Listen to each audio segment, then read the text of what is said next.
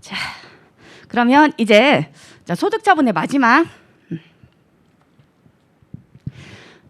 얘는 앞에 거 아닌 거예요. 그냥 이도저도 아니다 생각하시면 돼. 자, 그때는 기타라고 소득처분해요. 기타예요, 기타.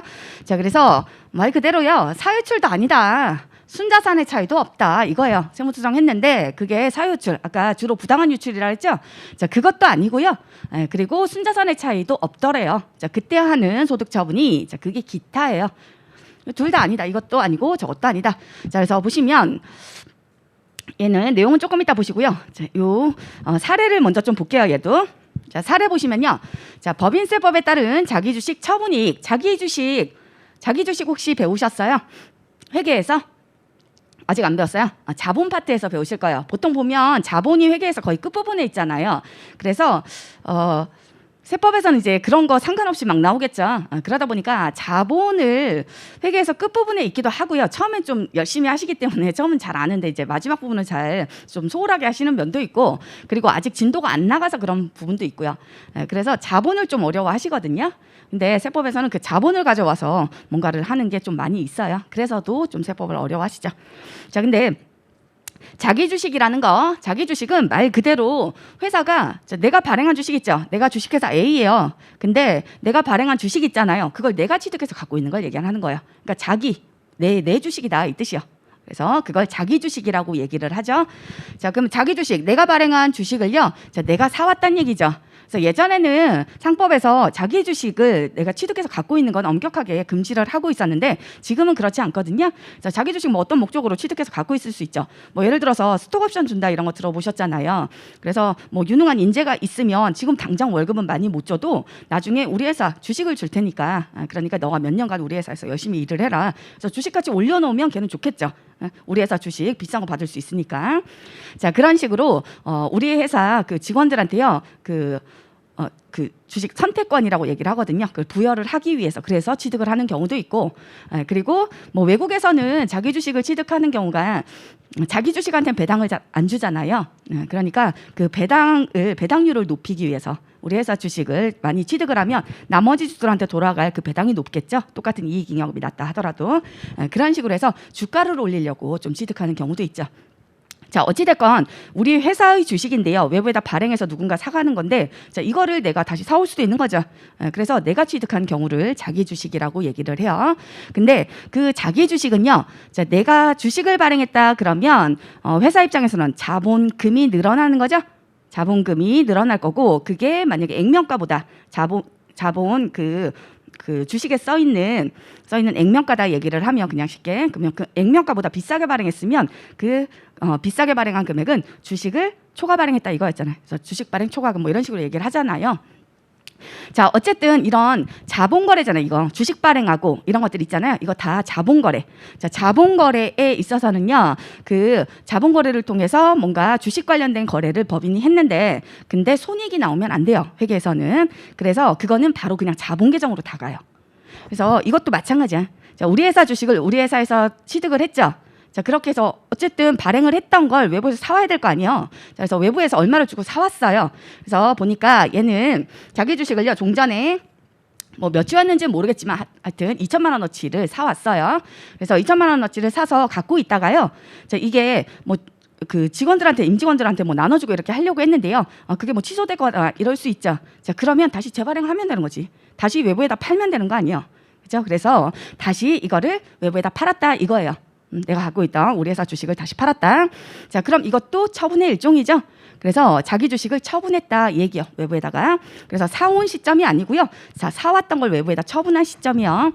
자, 그런 경우에 자, 회사가 내가 사올 때는 2천만 원 주고 사왔어요. 자기 주식을, 우리 회사 주식을. 자, 그랬다가 외부에다가 다시 되팔 때에는 그때 시세에 맞춰서 팔겠죠. 자, 그러다 보니까 3천만 원에 이렇게 팔았다 얘기요. 그럼 회사에 현금 3천만 원 들어오겠죠. 자, 그다음에 자기 주식은 내 장부에 내가 취득할 때 사왔던 그 금액이 기록돼 있을 거 아니야. 그거 제거해야죠.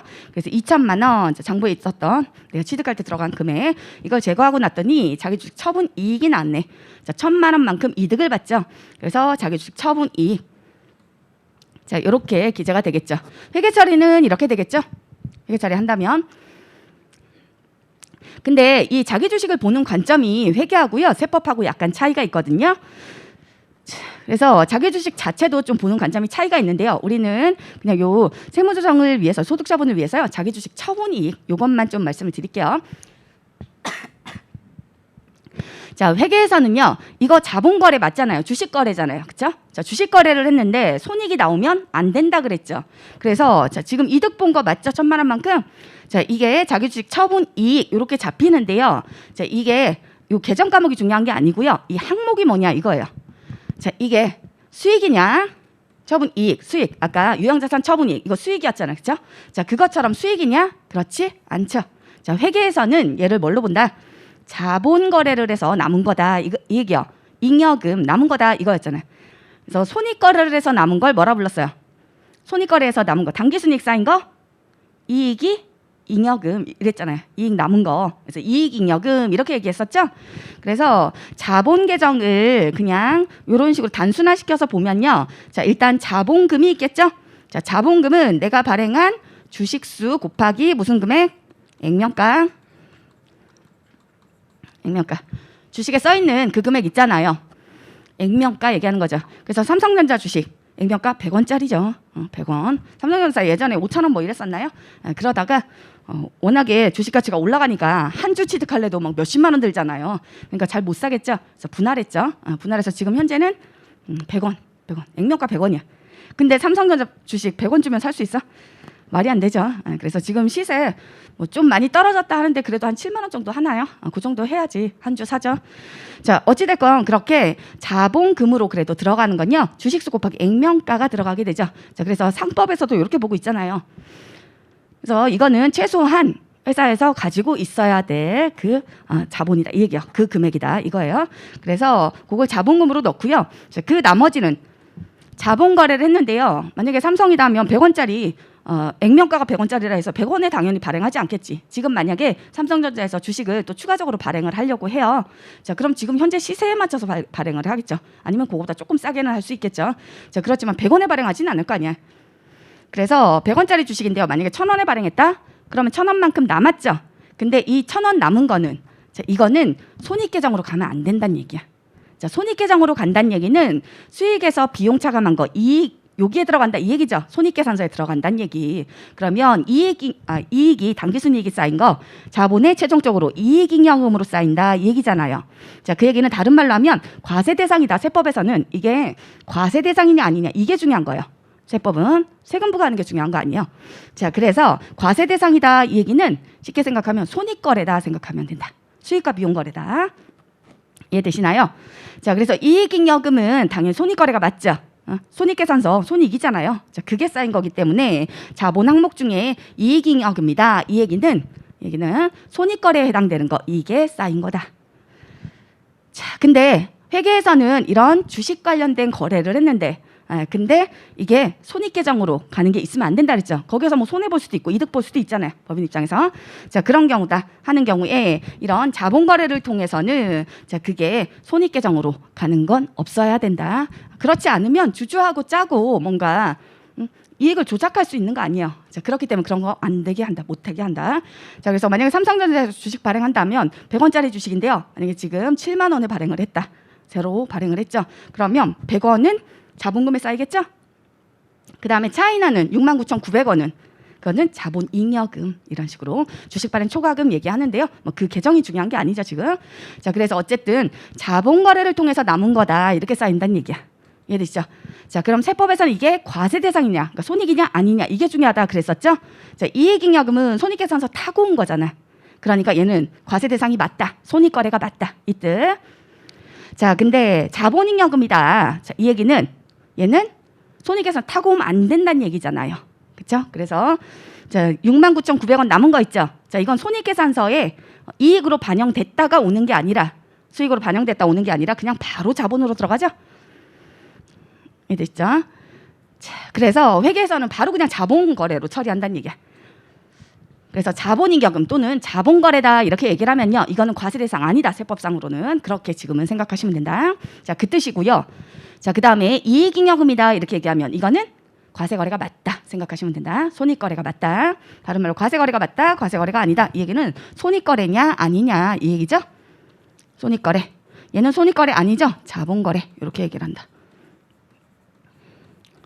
손익 거래 아니라는 뜻이요.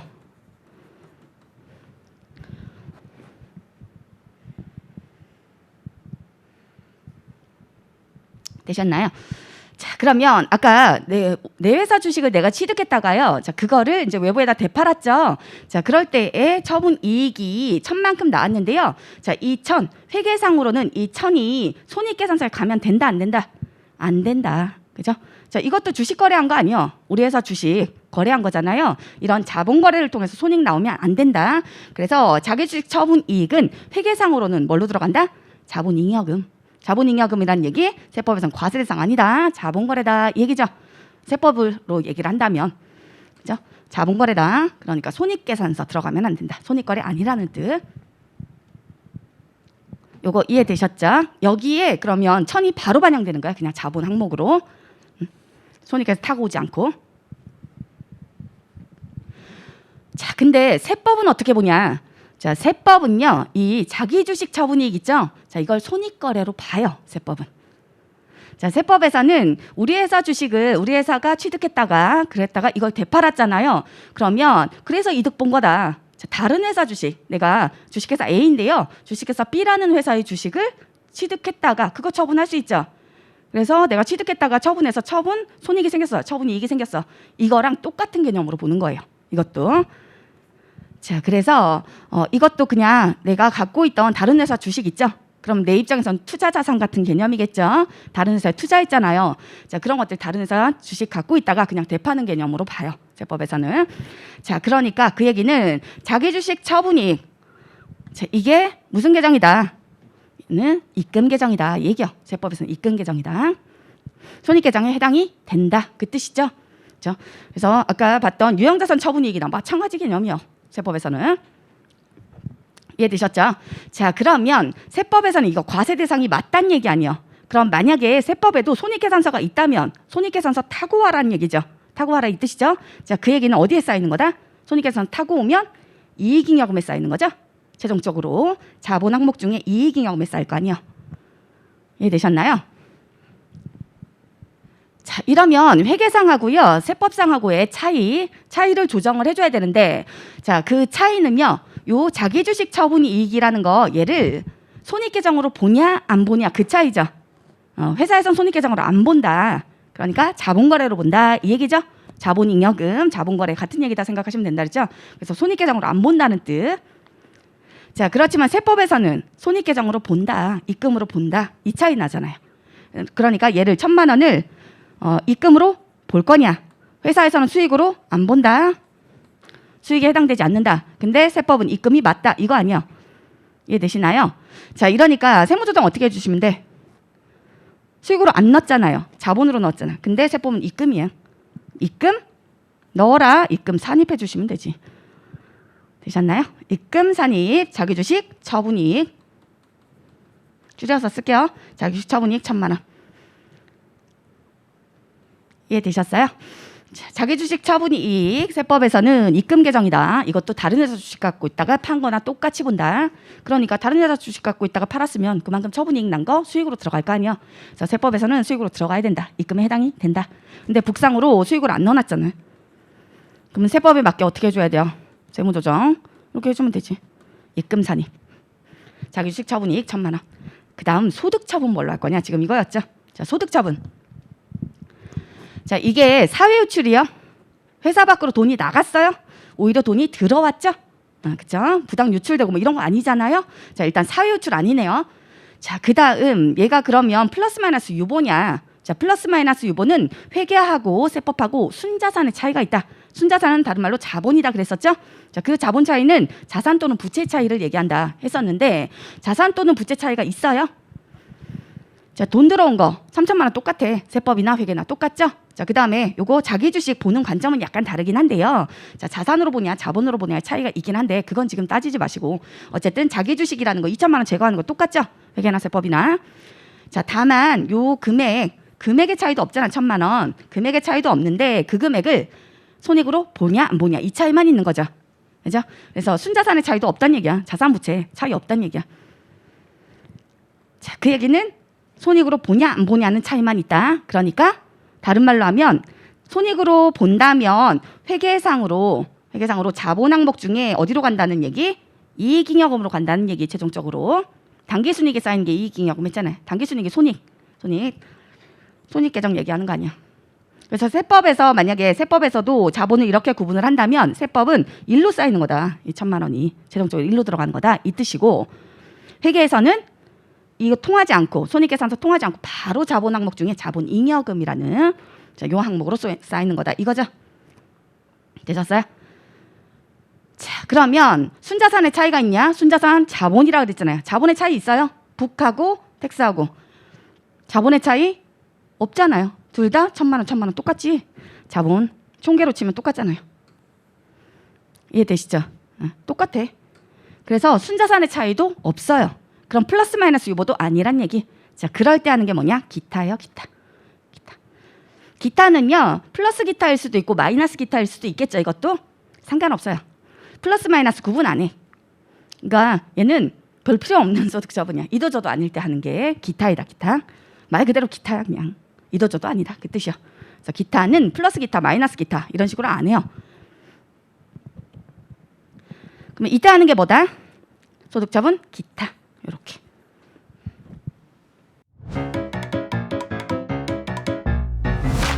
에듀윌 유료 회원만의 특별한 서비스.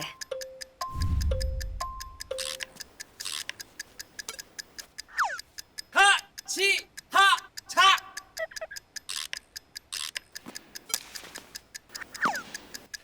하치하차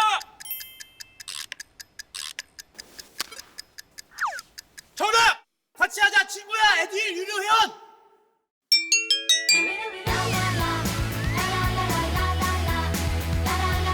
친구 소개하고 현금 받는 혜택.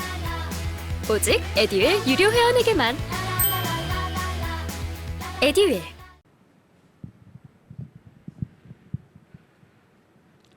되셨나요? 자, 그래서 얘는 사유출도 아니고 그리고 순자산 차이도 없더라. 그 금액이. 그 금액만큼 순자산, 회계상하고 세법상 순자산의 차이도 없더라. 금액 똑같잖아. 그죠? 다만 얘가 그 자본의 구성 항목의 차이를 유발시키더라. 이 얘기는 구성 항목의 차이다. 자, 이 얘기는요. 과세 거래로 볼 거냐 안 볼 거냐 그 차이다 생각하시면 된다. 세법은 과세 거래로 본다. 손익 계정으로 본다. 입금으로. 근데 회계상 그렇지 않다. 바로 그냥 자본으로 간다 했었죠? 이해되시죠? 자, 그래서 뭐 송금도 마찬가지일 거 아니에요. 그래서 그 차이만 있을 때 손익으로 보냐 안 보냐 그 차이만 있을 때 하는 게 기타예요. 그때의 소득처분이 기타이다. 나요. 자, 그래서 밑에 있는 것처럼 자, 결산서상의 자산부채가 적정하대요. 사유출도 아니고요.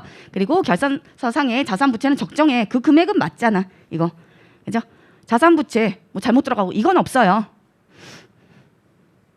그 얘기죠. 그래서 순자산 차이가 없을 때 하는 거다. 그래서 사유출도 아니니까 귀속자한테 아까 과세, 사유출이면 귀속자한테 소득세 과세한다 그랬죠. 자, 그런 문제 안 생기죠. 자, 그리고 사후관리가 필요하냐. 사후관리는 그 이후에 관리해야 되냐. 이렇게 세무조정한 이후에.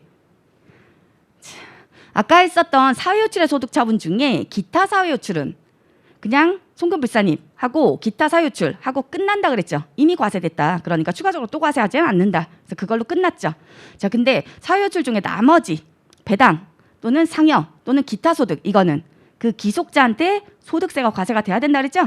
그 기속자의 소득으로 잡혀서 또 그 사람한테 과세가 돼야 된다 이 얘기잖아요. 자, 그렇기 때문에 사후 관리가 필요하죠. 그죠? 추가적으로 또 과세 문제가 생기게 된다 이 뜻이고요.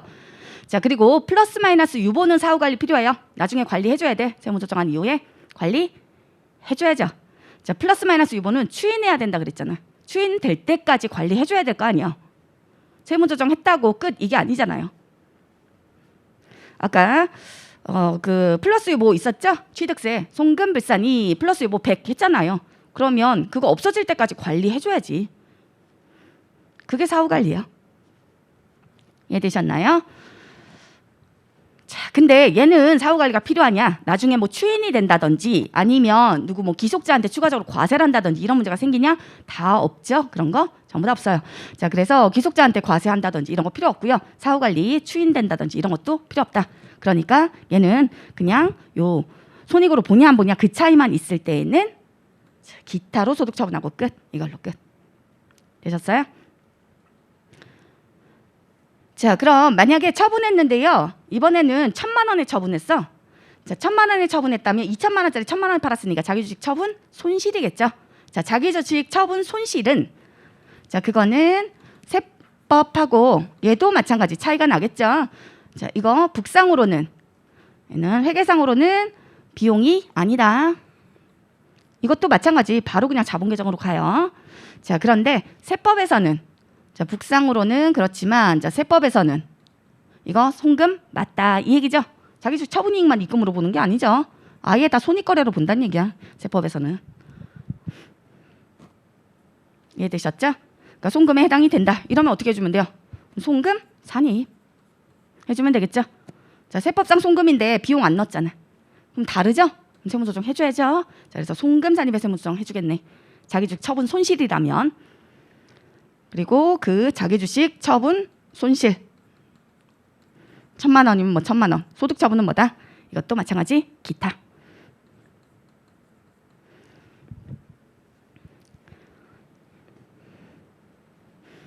되셨나요?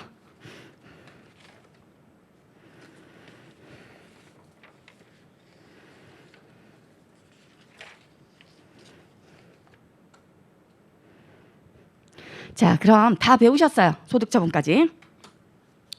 그럼 세무조정하고 소득처분 묶어야겠죠. 자, 그럼 세무조정은 가산조정이 있죠. 입금산입, 송금불산입 같이 소득금액을 늘리는 그런 세무조정. 가선조정이다 얘기를 했었고요. 자, 그 다음에 차감조정이다. 차감조정은 소득금액을 줄이는 세무조정을 얘기를 한다 했었죠. 그래서 송금산입 또는 입금불산입 한다면 소득금액 줄어들죠. 자, 그래서 그걸 차감조정 이렇게 부른다. 자, 그리고 각각에 대해서 소득처분, 세무조정을 했으면 소득처분 항상 나와야 된다 했었는데요. 자, 소득처분의 종류는 사유출이 있고 그 다음 플러스 마이너스 유보가 있었죠. 자, 플러스 마이너스 유보 있고요. 그리고 기타의 소득처분이 있다 했었죠. 자, 그럴 때 여기 요거 플러스 유보다 하면은 요 앞에 플러스잖아요. 플러스가 생략된 것뿐이죠. 자, 그렇다면 얘는 가산조정하고 붙어서 나온다 했잖아요. 항상 세무조정 해보세요. 만약에 유보로 나오면요. 항상 가산조정이야. 해보시면 돼. 그래서 아까 우리 사례로 봤던 것도 생각하시면 된다. 그래서 송금불산이 100 유보 이렇게 했잖아요. 그렇죠? 자, 그래서 얘는 부호 같이 붙겠죠. 그래서 가산조정일 땐 플러스 유보, 차감조정일 땐 마이너스 유보. 자, 그리고 그 의미는 아까 다 설명했었죠. 이거 다시 설명 안 드려도 되죠. 자, 그 다음에 기타도 플러스일 때도 나올 수 있고 마이너스일 때도 나올 수 있다 그랬죠. 근데 다만 기타는 플러스 마이너스 이런 거 표시 안 해요. 사후관리하고 이런 거 필요 없잖아요. 그렇기 때문에 그냥 얘는 기타라고만 표시해요. 플러스 기타, 마이너스 기타 이런 식으로 안 한다. 사유출도 아니고 자산부채도 차이 없다. 다만 손익의 차이만 있는 거다. 자, 그런 경우에 하는 소득처분이 기타이다. 자, 그리고 이제 나머지 하나 남은 게 사유출이죠. 사유출. 자, 회사 밖으로 부당하게 나갔다 주로. 자, 그런 것들이 사유출의 소득처분. 그래서 기속자에 따라서 이렇게 소득처분을 해서 그 기속자한테 추가적으로 이런 소득세 과세 문제 등이 생기게 된다. 기타 사유출은 그렇지 않다 그랬었고. 근데 사유출은요. 어디에만 있어요 보니까. 세무조정, 가산조정이 있고 차감조정이 있는데 가산조정에만 있죠. 사유출은 차감조정일 때는 안 나와요. 세무조정이 차감조정이 나왔는데요. 사유출이 나왔다. 자, 그런 세무조정은 없어. 해보시면 알아요. 이것도. 자, 이거는 지금 아까 대표적인 게 송금불산입 아니에요. 사유출에 소득처분한 거. 수선비 나갔다. 송금불산입. 그 돈 누구한테 나갔니? 기속자 밝혀라. 이거였죠. 자, 근데 얘는 차감조정이잖아. 그래서 입금에 회사가 입금으로 잡았어. 뭔가 들어왔으니까 입금 잡고 이렇지 않겠어요? 근데 그거 입금불산입 이런 식으로 세무조정한 거죠. 그러니까 돈이 들어오는 사건이야. 얘는 주로 차감조정은. 자, 그러니까 사유출이라는 게 나올 수가 없어요. 나올래야 나올 수가 없어. 자, 됐나요? 그러면 여기까지 소득처분까지 잘 이해를 하셨다고 지금 생각을 하고요. 자, 그러면 앞에서 봤던 게 우리가 세무조정이 있었거든요. 요거 자, 교환 25페이지 한번 보세요.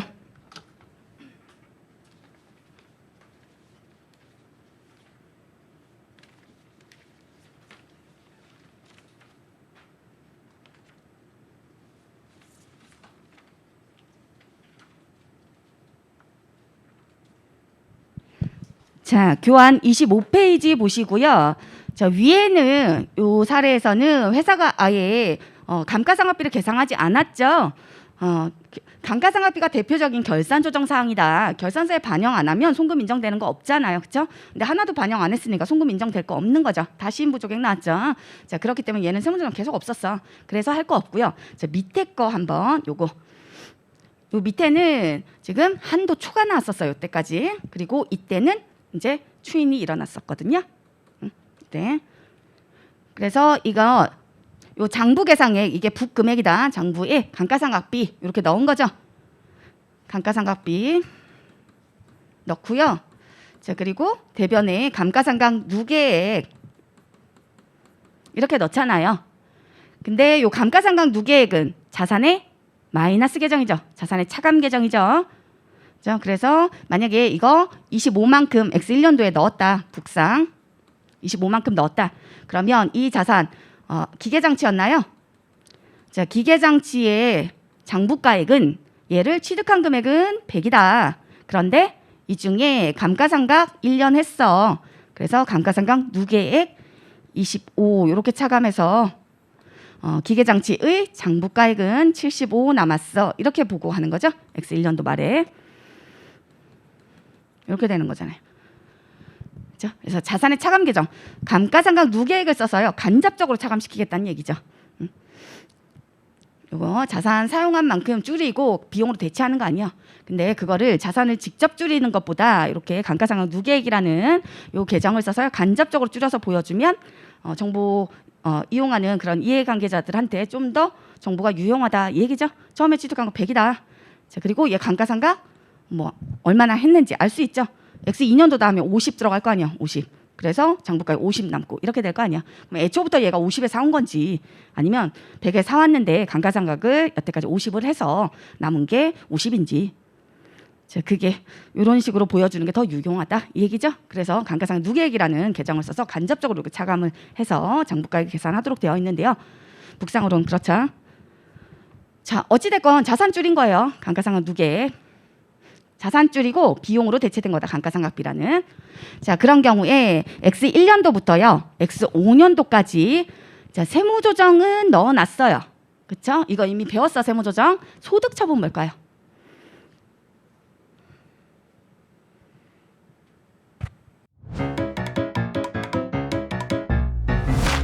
에듀윌 유료 회원만의 남다른 서비스.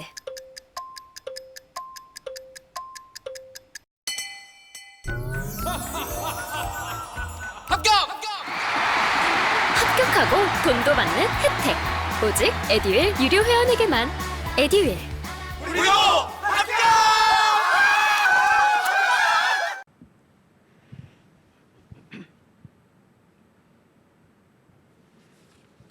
소득처분 뭐겠어요? 소득처분 뭘까요? 어떤 거? 마스크를 써서 안 보여. 입 모양이 안 보이니까 확실하게 이해를 했으면 풀 수 있죠. 소득처분.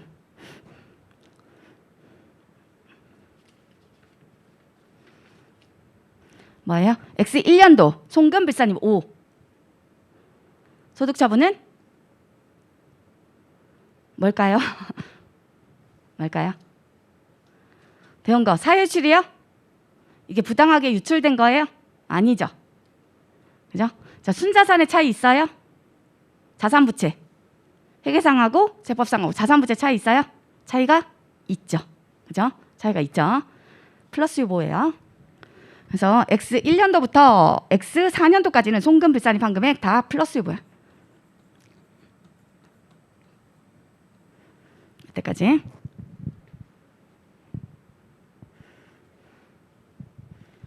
자, 자산부채 차이 있냐? 자, X1년도에요. 회사에서는 자산을 얼마만큼 줄였어요? 25만큼 줄였잖아요. 자, 25만큼 줄여서요. 회사에서는 그럼 자산 남아있는 거 75야 이 얘기죠. 근데 세법은 얼마 줄여야 된다는 얘기? 세법에서는 20만 줄여 이 얘기 아니에요. 세법상 한도다. 상각 범위액이다 불렀잖아요. 세법상으로 감가상각비는 20밖에 안 되는 거다. 자, 그럼 세법에서는 20 줄여 이 얘기죠. 자, 그러면 세법상의 이 자산 남아있는 장부가액은 얼마? 80이다 이 얘기잖아요. 80. 이해되셨나요? 자, 그러면 회계가 세법보다 지금 현재 상태가 자산이 적죠. 자산이 적네요. 그 얘기는 결국 순자산 차이다. 순자산이 적다. 세법에 맞게 어떻게 해야 돼? 자산 늘려라 이 얘기죠. 자산 늘려라. 그러면 자산 늘려라. 5만큼 자산 늘려라 뭐예요? 유보죠. 유보.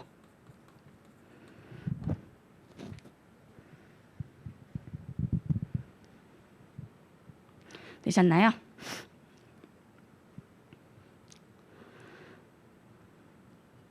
자, 하실 수 있겠죠? 자, 5만큼 회사가 자산을 더 줄여놨어. 너무 많이 줄였어.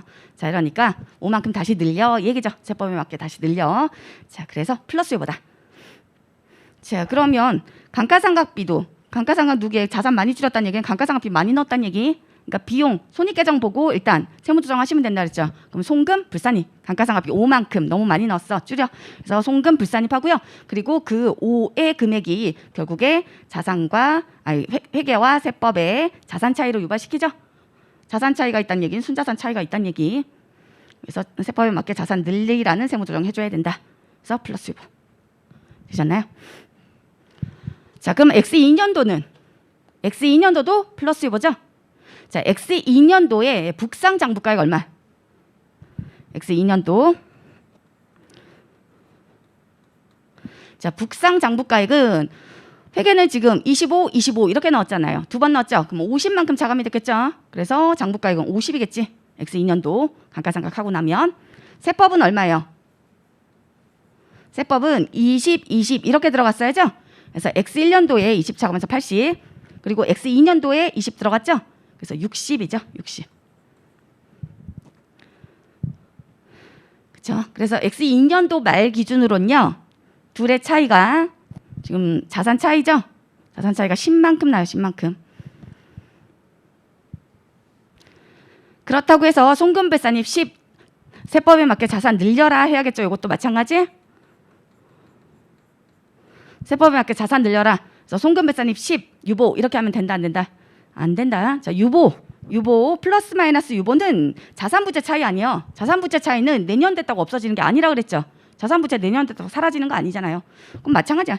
자, 세법상 자산에 맞춰서 요 플러스 유보 5만큼 해준 거 아니에요. 자, 그러면 이거는 그대로 내년으로 넘어가는 거지. 자산 차이가 있는 거잖아요. 얘 없어질 때까지 추인될 때까지 관리해야 된다 했었잖아요. 그래서 5가 넘어온 거예요. 그러면 결국에 X2년 말 시점 기준으로 해서는 10의 차이가 나지만 5의 차이는 작년까지의 차이였고요. 나머지 5가 올해의 차이죠. 자, 그래서 송금배산입 5 유보 해주면 X2년도 말까지 유보잔액은 얼마? 유보잔액은 10이다겠죠. 10이겠죠. X2년 말까지 하면 유보 2번 했어. 5 이렇게. 되셨어요? 자, 그 다음에 X3년도는 유보잔액 얼마일까요? X3년도 말이면 유보잔액 15겠죠? 15, 또 5의 차이 또 있었잖아. 15. X4년도 말이면 유보잔액 이제 20 차이 나겠죠? 또 송금배산입 5 했으니까. 되셨어요? 자, 그럼 X4년도 말 시점으로요. 회계상으로는 북상으로는 이 자산 금액이 남아있는 게 있어요 없어요? 자산 장부가에 없죠. 25씩 다 넣어서 이제 0 됐어요. 0. 그죠? 회계상으로는. 세법에서는 얼마 남아있어요? 20 아직 남아있는 거지. 20. 그죠? 그 20만큼이 뭘로 남아있어요? 플러스 유보로 남아있는 거지. 이해되시죠? 그러면 세법에서는 아직 20이 남아 있으니까 감가상각 넣을 수 있어요. 아직 자산 있잖아요. 그러니까 감가상각 20 넣을 수 있는 거야. 되셨죠? 자, 마지막 케이스자 X5년. 자, X5년도 자, 요거 자, 이렇게 그 할 것만 감가상각비 시부인 계산을 했더니 회계상으로는 0이었는데 세법에서는 20만큼 아직 있으니까 감가상각비 넣을 수 있다 했었죠?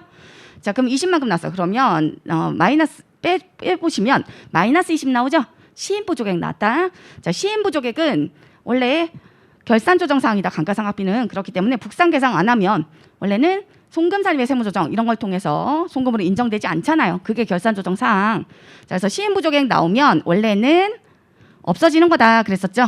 단기에 시인부조액 나왔다. 마이너스 금액 나왔다. 한도 미달. 자, 근데 어떨 때는 얘가 송금산입 이런 식으로 세무조정이 나온다. 정기에서 이월된 상각부인액이 있다 그랬죠.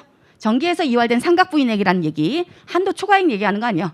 한도 초과액이 X1년도부터 X4년도까지 5555 이렇게 됐죠. 그래서 토탈 20만큼이 한도 초과액이 있었지. 이때 기준으로 해서 X4년 말 기준으로 해서 그럼 20만큼 없어지는 거 아니라 했잖아. 자산 없어질 때까지 있어야 된다 했었죠.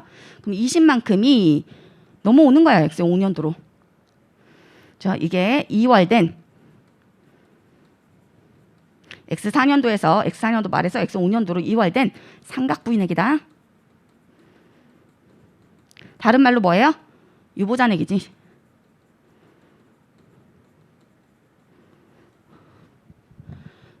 이 자산에 대한 유보잔액이다. 되셨나요? 그러면 둘 중 작은 금액을 송금산입으로 해서 추인해줘라 그랬었죠? 그 둘 중 작은 금액을 송금산입으로 추인하는 이유는 자, 감가상각비 시인부조액 나오면 원래 세무조정 없지만 상각부인액이 있다. 자, 이 얘기는 회사가 예전에 한도 초과로 부인됐던 감가상각비가 있다 이 얘기죠. 한도 초과로 송금 불산입됐던 거. 자, 그 얘기는 회사가 많이 계상한 거다 이 뜻이라 했잖아요. 세법상 한도액보다 많이 계상했으니까 송금 불산입 이렇게 됐을 거 아니에요. 한도 초과액에 대해서. 그러니까 이미 20에 대해서 5씩 더 많이 X1년부터 X4년까지 더 많이 결산서에 반영한 거다. 그러니까 결산조정 사항인데도 불구하고 이렇게 송금산입의 세무조정하는 이유가 이게 이월된 상각부인액이 있다는 얘기는 이거는 회사가 북상 계상 안 했다는 얘기가 아니죠. 이미 예전에 한 거다 그 뜻이라고 그랬죠. 그래서 X1년도부터 X5년도, X4년도까지 5씩 더한 거다 회사에서는. 이해되시죠? 그래서 결산서에 반영되어 있다는 뜻. 그러니까 추인이 일어난다. 이해되셨나요? 그럼 이때 송금산입하고요. 소득처분은 뭐겠어요? 자, 소득처분은 송금산입 마이너스 유보겠죠? 마이너스 유보. 자, 마이너스 유보. 그래서 이제 자산이 완전히 다 상각되고 끝나는 거 아니에요? 이때 시점으로. 그러니까 이때까지 5555 이렇게 플러스 유보 있었던 거 있죠? 그게 이때 추인이 일어나는 거예요. 송금산입 마이너스 유보로 플러스 마이너스 유보는 나중에 반대로 없어진다 했었죠? 그래서 그 플러스 유보 쌓여있던 게 마이너스 유보로 이제 자산이 완전히 다 감가상각 끝나서 없어지는 그 시점에 추인이 일어난 거다 생각하시면 된다. 되셨나요?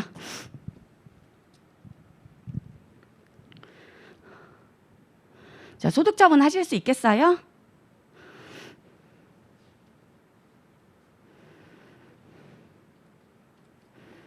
이제 그럼 법인세법은 거의 다 배우신 거거든요. 이제 계산구조만 배우시면 돼. 근데 요 계산구조는 다음 시간에 10분 쉬었다가 다음 시간에 할 거고요. 자, 하나만 퀴즈로 한번 내볼게요. 자, 만약에 회사가요 토지에 대한 재산세를 100만큼 납부를 했거든요. 자, 재산세, 부동산 같은 것들 특히 뭐 이런 것들 가지고 있으면요. 그럼 지방세 중에 보유하고 있으면 내야 되는 세금 재산세 내야 되는 거 아시죠? 그래서 토지, 자, 이거 업무 무관 자산 아니요. 업무에 사용 없는 자산 아니고요. 자, 업무용 토지야 이거. 사업에 쓰는 거 맞아요. 자, 업무용 토지에 대해서 자, 재산세를 100만큼 납부를 했죠. 그리고 회사는 재산세라는 세금과 공과 아까 세금 있죠? 그걸로 비용 처리하죠. 이건 자산 취득할 때 들어가는 게 아니라 자산을 보유하고 있을 때 내는 세금이다 했었죠. 그러니까 자산 취득가액에 플러스 하시는 거 아니에요. 그렇죠? 그래서 그냥 비용 처리하는 거 맞아요. 이거는 이미 쓰고 있다는 얘기 아니에요. 그러니까 수익 활동하고 있는 거다. 그러니까 바로 비용 처리하는 거예요. 자, 그래서 북상으로 얘는 재산세, 세금과 공과 같은 그냥 비용이라 할게요. 자, 비용으로 100 그리고 현금 100 이렇게 처리했거든요. 자, 근데 알고 보니까 얘가 잘못 냈대 이거를. 그래서 자, 재산세 잘못 냈대. 그래서 과오납금이라고 얘기할게요. 재산세를 잘못 냈다 생각하시면 돼. 만약에 50만 내면 되는데요. 그냥 70을 할게 70. 자, 70만 내면 되는데 내가 모르고 그냥 100을 냈어. 아니면 2번 냈어. 50 내면 되는데 2번 내서 100이 됐어요. 그런 경우다 생각하시면 돼요. 자, 어쨌든 잘못 낸 게 있어서요. 자, 그럼 돌려주겠죠. 지자체에서 잘못 냈다 하고 돌려줄 거 아니야. 그래서 과오납금 이 100 중에요. 자, 30만큼이다 가정할게요. 자, 과오납금 30만큼을 돌려받았어요. 그래서 환급이 됐다 이거죠. 환급 돌려받았다 이 뜻이요. 30만큼을 지자체에서 돌려줬다. 자, 그럴 때 이거 세금을 지금 잘못 냈는데요. 그럼 애초에 내가 이중 납부한 거였어요. 그럼 애초부터가 잘못 낸 거였죠. 그러면 국가 입장에서는 국가나 지자체 입장에서는요. 애초부터 받을 게 아니었는데 받은 거 아니에요. 그럼 바로 돌려줘야 돼. 근데 지자체에서도 바로 파악 못할 수 있죠. 그래서 일단 받아놨다가 나중에 보니까 얘가 잘못됐네. 그래서 돌려주겠죠. 자, 돌려줄 때요. 원래는 애초부터 얘는 낼 의무가 없었는데 낸 거였잖아요. 자, 그럼 바로 돌려줘야 되는데 그때 못 돌려줬죠. 자, 그럼 제때 못 돌려줘서 미안하다. 자, 그런 차원에서요. 보상 성격으로 고 지연된 시기 있겠죠. 한 달 있다 돌려줬어. 그러면 그 한 달치의 이자를 쳐서 주거든요. 당연히 그렇겠죠. 우리가 늦게 납부하면 우리한테 가산세 붙이잖아요. 납부 지연 가산세 이런 거 붙인다 그랬죠. 그것처럼 국가나 지자체 입장에서도요. 세금 돌려줘야 될 때 제때 바로 돌려주지 않았으면 제때 돌려주지 않았으면 그 돌려주는 시점까지 해서 이자 쳐서 줘요. 그 이자는 얼마 안 돼. 정기예금 이자율이기 때문에 얼마 안 되긴 해요. 자, 어쨌든 환급을 30만큼 받으면서요. 자, 그러면서 그거 환급 이자 요 재산세 환급액에 대한 이자, 다른 말로 환급 가상금, 환급할 때 더 쳐서 준 거다 이 얘기요. 가산해서 줬다. 자, 환급 이자를 3만큼 쳐서 줬어요.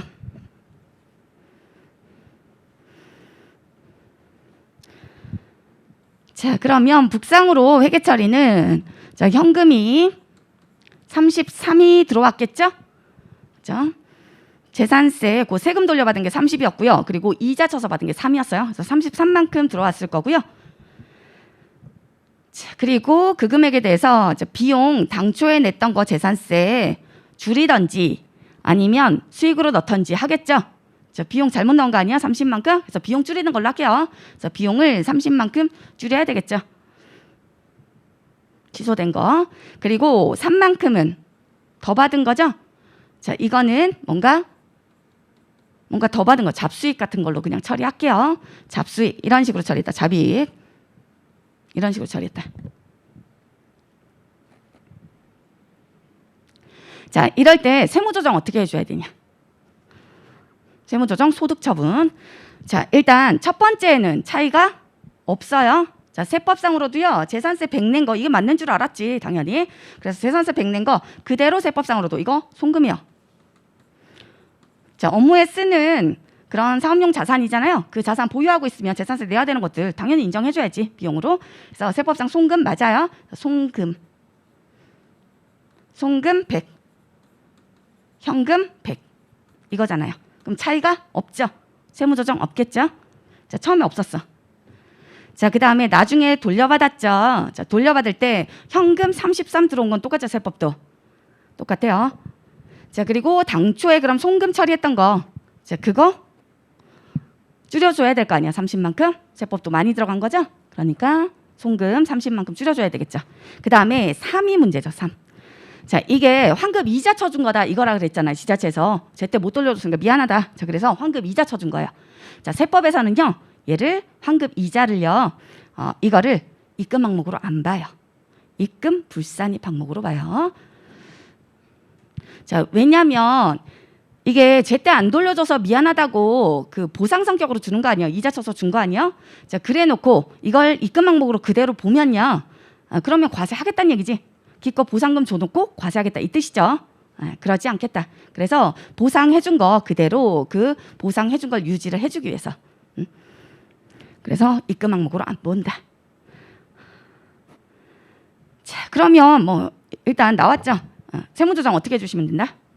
입금 산 만큼 회사에서 수익 잡았잖아. 자, 요거 잡수익 잡은 거 있죠? 환급 가상금 부분. 자, 북에서는 지금 수익으로 처리해서 잡수익 이런 식으로 수익 처리했다. 자, 세법에서는 어떻다? 세법에서는 입금 불산이 방목이다. 그래서 순자산 증가시키면 원래 세법도 입금이다 했는데요.